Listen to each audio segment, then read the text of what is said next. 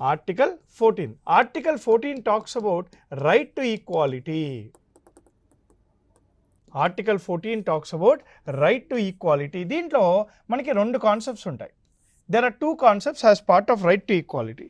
There are two major concepts as part of your right to equality. ఏంటి sir అది ఒక్కసారి వినాలి మీరు. The first one is called equality before law.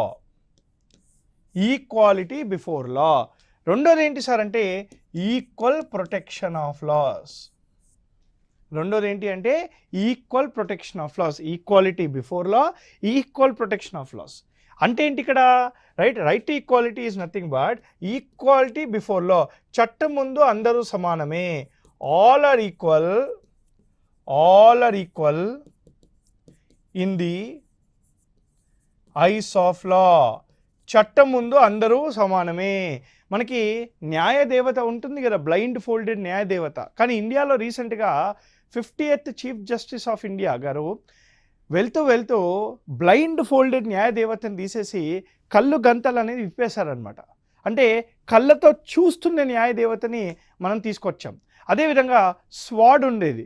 స్వాడ్ చేతిలో మనకి రాజ్యాంగం పెట్టడం జరిగిందనమాట. సో రాజ్యాంగాన్ని ప్రొటెక్ట్ చేస్తున్న న్యాయదేవత, అందరినీ చూస్తున్న న్యాయదేవత అని దాని యొక్క ఉద్దేశం అనమాట. So equality before law is nothing but చట్టం ముందు అందరూ సమానమే. కానీ చట్టం అందరినీ సమానంగా చూడదు. అదే equal protection of laws. Law do not treat everyone equally. అదేం సార్, చట్టం అందరినీ సమానంగా చూడదా? చూడొద్దు, మరి చూస్తేనే తప్పు.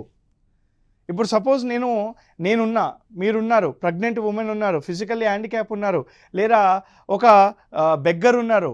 చట్టం ముందు అందరూ సమానం అంటే రిచ్, పూరు, లేదా బెగ్గరు, హ్యాండిక్యాప్, డివోర్స్డ్ ఉమెను, లేదా డైవర్స్డ్ ప్రెగ్నెంట్ ఉమెను అందరినీ సమానంగా చూడడం అనేది తప్పు కదా.